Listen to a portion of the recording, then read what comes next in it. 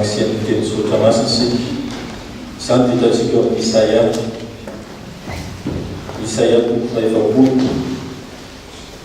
Isaia toko faefapolo ny andiny voalohany ka hatramin'ny fahasivy ambin'ny folo. Isaia toko faefapolo andiny voalohany ka hatramin'ny fahasivy ambin'ny folo. Efa izy zany dia vakitsika ao anaty Jesosy.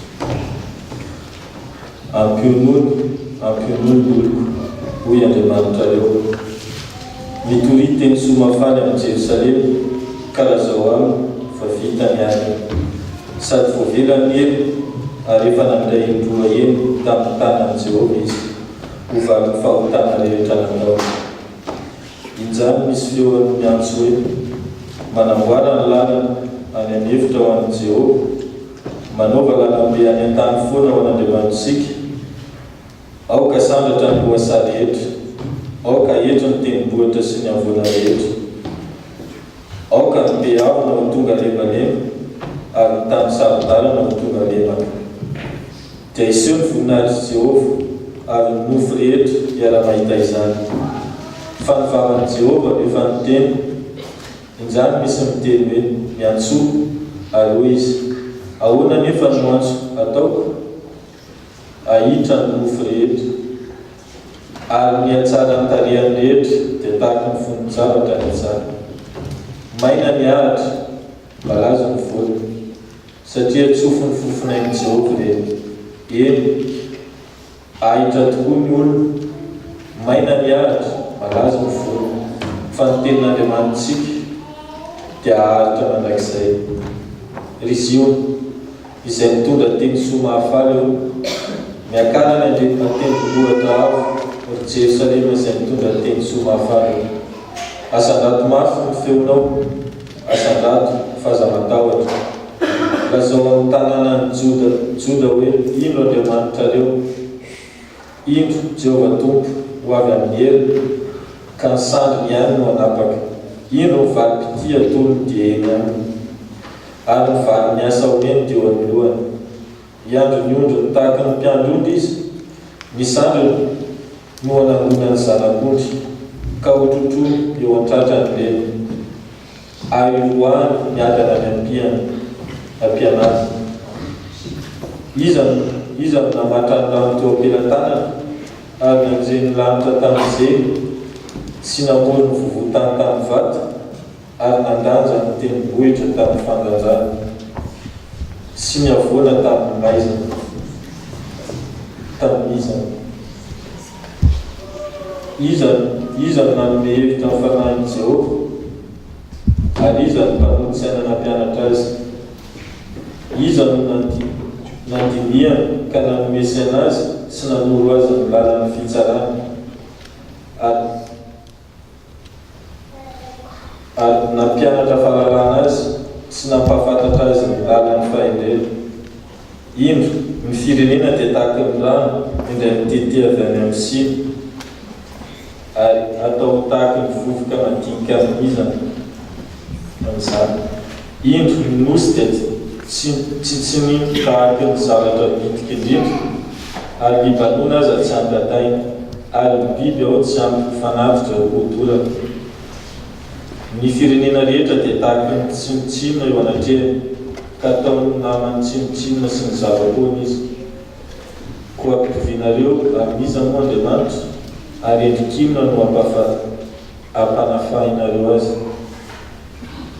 Mipiasa manao saron-javatra anidina ary mpane volamena mametaka takela-bolamena aminy sy manao tongalika volafotsy anidina. Amen.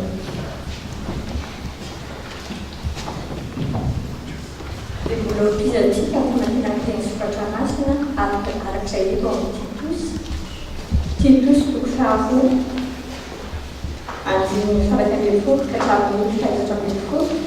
Dia mbola pizatsika eo amin'ny toko fahatelo andiny fahaefatra ka hatramin'ny fahafito. Titus toko fahavolo andiny faraika ambin'ny folo ka hatramin'ny fahaefatra ambin'ny folo.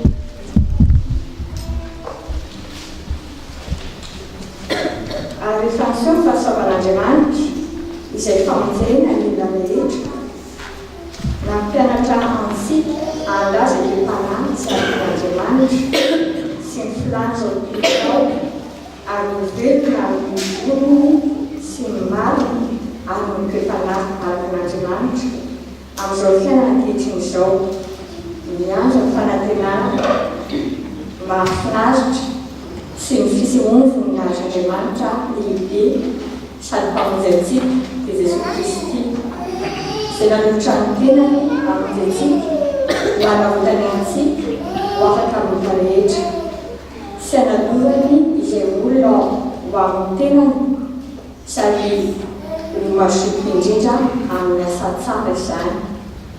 dia mbola mpizaintsika amin'ny fahatelo amin'ny faefatra hatramin'ny fahafito.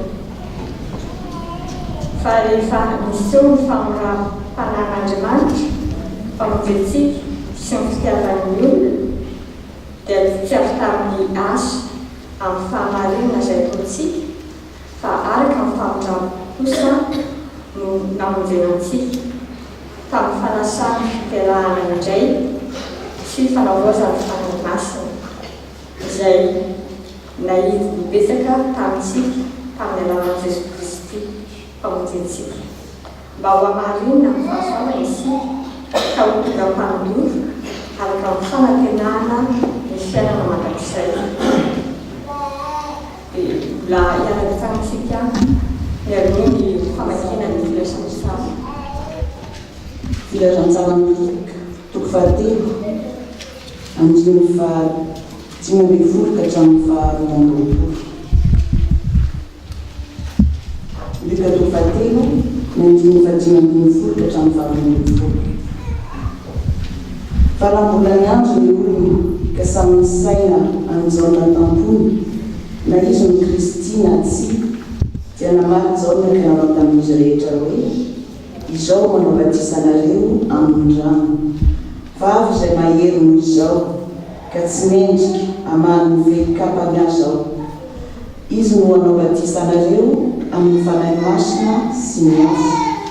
Eny an-tanany ny fikororoana anajorany tsara ny ao am-pamolony ka anambona ny vary ho any amin'ny sompiny fa ny akofa sy ny lolo hodorany amin'ny afo tsy azo vonoina. Ary fananarana maro hafa koa no notiriny tamin'ny olona fa Heroda mpanapaka no nanarany Jaona noho ny amin'ny Herodiasy vadin-dralahany sy noho ny ratsy rehetra izay nataony dia nanidy any Jaona tao an-tranomaizina ho fanampiny izany rehetra izany. Ary rehefa natao batisa ny vahoaka rehetra ary Jesosy koa efa natao batisa sy mivavaka dia nisokatra ny lanitra ary ny fanahy masina nidina tao amboniny ka niendriny dia tahaka ny voromalala ary misy feo avy tany an-danitra nanao hoe ianao ny zanako malalako, ianao ny sitrako.